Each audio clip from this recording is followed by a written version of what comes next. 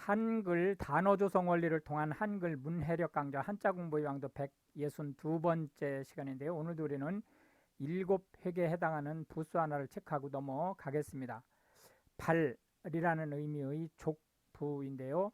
족부에 해당하는 대표적인 한자로는 자기 자신, 즉 발을 나타내는 족자, 길을 나타내는 로, 노라고도 발음하죠. 자, 뛰다, 뛰어오르다 라는 의미의 도자 등이 있겠습니다. 오늘 살펴볼 첫 번째, 두 번째 한자는 족자와 로자가 되겠습니다. 첫 번째로 족자는 발이라는 의미입니다. 발, 사람 발을 얘기하는 거죠. 해서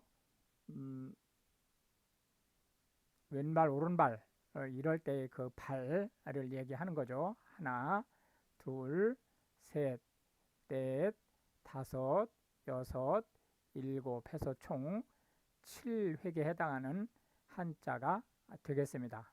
발이라는 의미의 족자가 되겠습니다.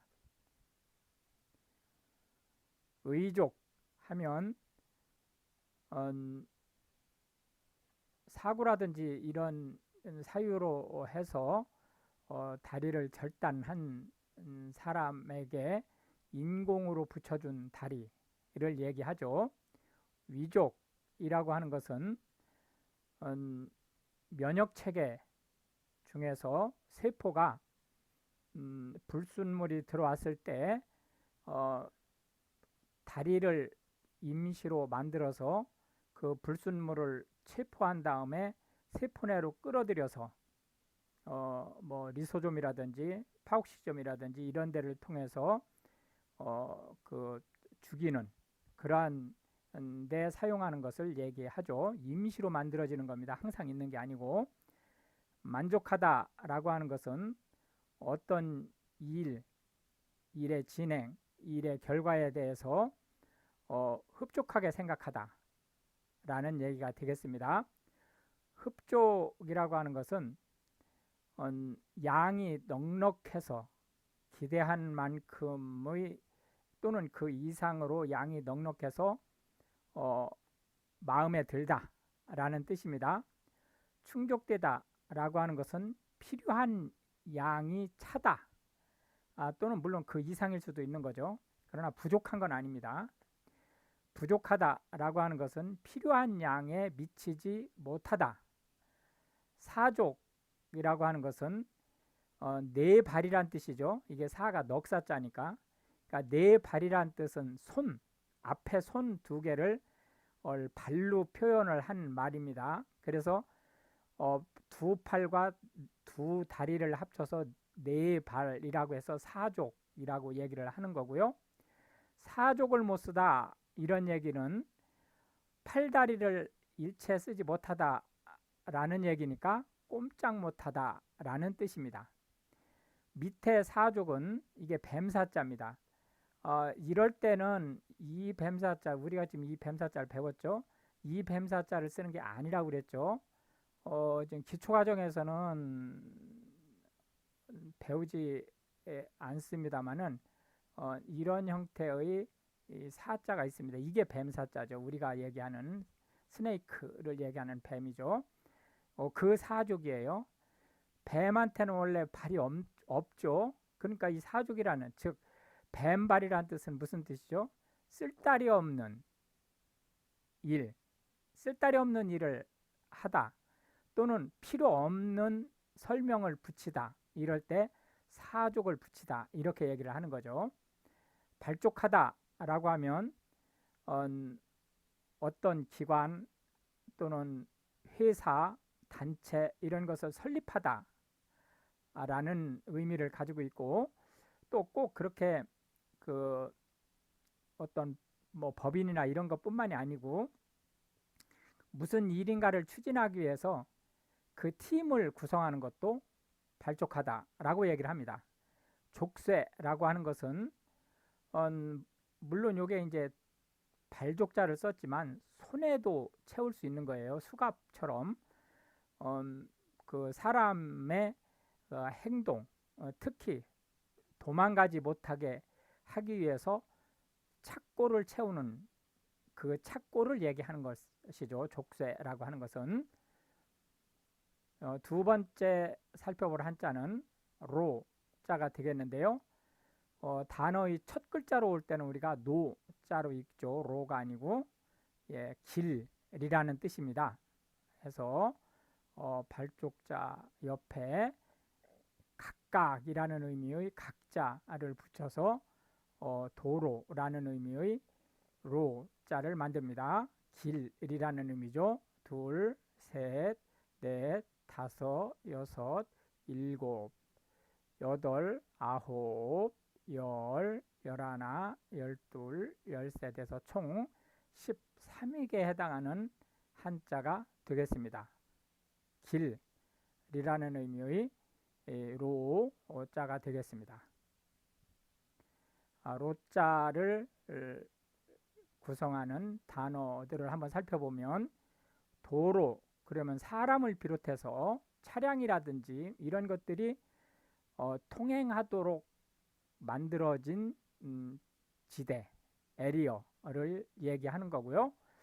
노변이라고 하면 길 옆을 얘기하는 겁니다. 해변, 바닷가를 해변이라고 하는 것과 같은 거죠. 노상방뇨라고 하는 것은 길 위에 오줌을 누다 그런 뜻이죠. 이때 노상이라고 하는 것은 꼭 길을 얘기하는 건 아니고 공개된 장소, 그래서 많은 사람, 불특정 다수인이 왔다 갔다 할 수 있는 장소를 얘기하는 거예요.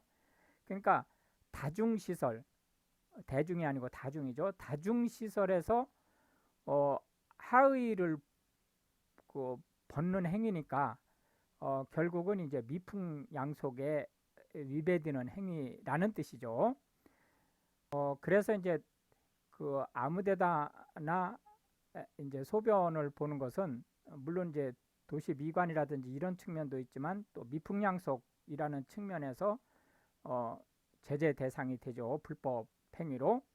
진로라고 하는 것은 앞으로 나아가는 길이란 뜻입니다. 그래서 어떤 사람이 어떤 꿈을 가지고 자기의 길을 개척해 나가느냐라고 할 때 진로라는 말을 씁니다. 또 학생이 무엇을 전공하려고 하느냐라고 할 때 그 전공이라는 의미를 진로라는 말로 쓸 수 있다. 경로라고 하는 것은 지나가는 과정에 걸친 길들을 얘기하는 겁니다. 그러니까 경로는 쭉 거쳐 간 곳을 얘기하는 거죠. 경로는 원래 여행하는 코스를 얘기하는 거지만 꼭 여행하는 것뿐만이 아니고 어떤 일이 추진돼 나가는 상태, 이런 것도 경로라고 얘기할 수 있습니다. 고속도로라고 하는 것은 국도 중에서 고속으로 시속 40km 이상의 속도로 달리도록 요청하는, 물론 도로마다 그 최저 속도가 다르죠. 어디는 50km일 수도 있고 어디는 60km일 수도 있어요. 그러니까 최저 속도가 설정된 국도를 얘기하고요. 우리나라 같은 경우는 고속도로 표시를 이런 형태로 이제 합니다. 해서 빨간색으로 이 우위를 칠하고 여기에 이제 숫자를 이렇게 쓰죠. 예를 들어서 여기가 일자 이렇게 돼 있으면 부산에서 서울을 오가는 고속국도다, 이렇게 이제 얘기를 하게 되겠고요. 자동차 전용 도로는 바퀴가 4개인 그 차량만이 갈 수 있는 도로를 얘기하죠. 우리나라는 그 고속도로 순찰대도 오토바이는 잘 사용 안 합니다. 지방도로라고 하는 것은 도나 광역시에서 관리하는 도로를 얘기하고, 우리나라에서는 노란색 사각형 안에 검은색으로 숫자를 써서 지방도를 표시합니다. 예를 들어서 여기에 601번 그러면 충청남도에서 관리하는 도로다. 그런 뜻을 503번 이러면은 충청북도에서 관리하는 도로다. 이 앞에 숫자에 따라서 어느 지역에서 관리하는 도로인지를 얘기를 하게 되는 거죠. 이제 이렇게 고속국도하고 지방도로 사이에 국도라는 게 있죠. 국도라는 것은 하늘색으로 이렇게 타원형을 그리고 여기에 이제 숫자가 하얀색 숫자가 써져 있죠. 그래서 뭐 예를 들자면 뭐 42번 그러면 인천 월미도에서 강릉까지 가는 도로를 얘기한다. 이제 이렇게 보시면 되겠습니다. 철로라고 하는 것은 궤도 차량이 가도록 만들어진 도로를 얘기합니다. 근데 이 도로는 쇠로 만들어져 있죠. 그 궤도용 차량이 갈 수 있는 길이. 그래서 이제 철로라고 얘기를 하는 거고요. 등산로라고 하는 것은 등산을 많은 사람들이 등산을 해서 자연적으로 길이 난 곳을 얘기합니다. 원래는 그런데 이제 등산은 두 가지 뜻을 가지고 있어요. 거기에다가 하나는 안전한 길이다라는 거, 이 등산로를 따라가면 안전하게 등산을 하고 내려올 수 있다라는 의미가 하나 있고, 또 하나는 자연보호를 위해서 안식년을 채택했을 경우 그러한 안식년에 해당하지 않는 도로라는 의미를 내포하고 있습니다. 즉 폐쇄된 도로가 아니라는 거죠. 왔다 갔다 할 수 있는 등산으로 왔다 갔다 할 수 있는 도로다라는 의미를 또한 내재적으로 포함하고 있다. 이렇게 보시면 되겠습니다. 마지막 살펴볼 세 번째 한자는 부자가 되겠는데요. 이게 물수죠. 삼수라고 하는 물수변에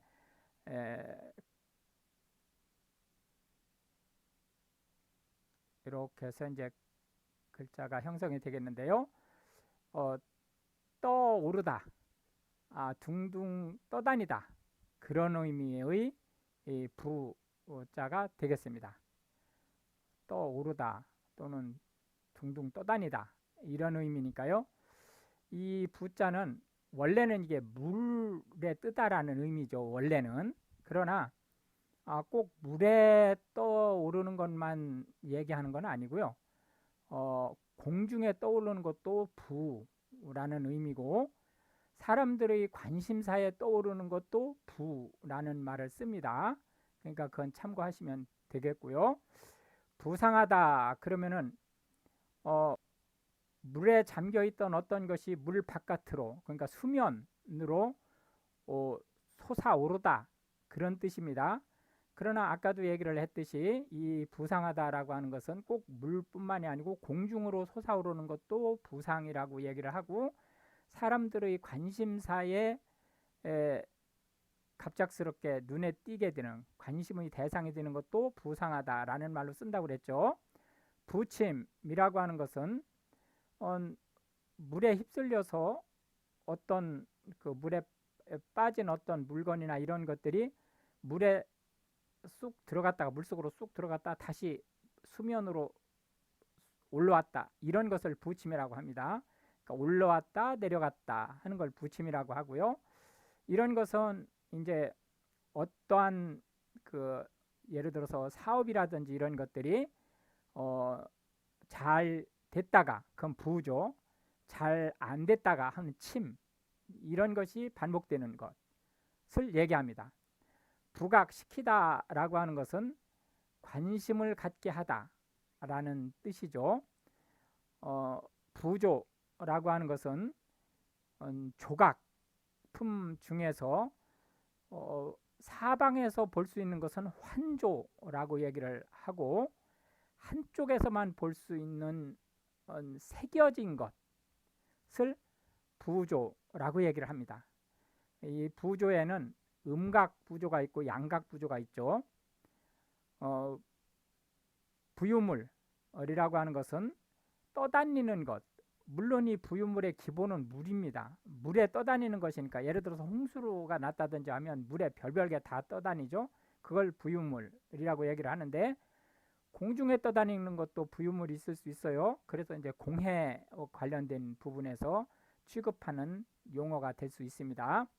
부종이라고 하는 것은 사람의 세포에 이제 예를 들어서 짠 것을 너무 많이 먹는다든지 했을 경우에 물이 차서 몸이 부어오르는 현상을 얘기합니다. 부종이 심한 것은 질환으로 이어질 수 있기 때문에 조치를 해야 됩니다. 부력이라고 하는 것은 무엇인가를 떠받쳐 올리는 힘입니다. 그러니까 예를 들자면 물에 배가 뜨게 되는 것은 부력이 있기 때문에 배가 뜨는 거죠. 또는 비행기가 공중에 뜨는 것은 부력이 있기 때문에 그 공기가 비행체를 받쳐 올리는 부력이 있기 때문에 떠오르는 거죠. 부동층이라고 하는 것은 떠서 돌아다니는 계층이란 뜻이에요. 마음을 정하지 못하고 왔다 갔다 하는 사람들을 얘기합니다. 예를 들어서 선거라든지 이럴 때 내가 무슨 당을 지지할지 또 어느 후보를 지지할지 이런 것을 결정하지 못한 사람을 얘기하는 거죠. 불황자라고 하는 것은 거소가 일정치 않고 떠돌아다니는 사람을 얘기하고요. 사실상 이제 조금 속된 표현으로 거지라고 보시면 되죠.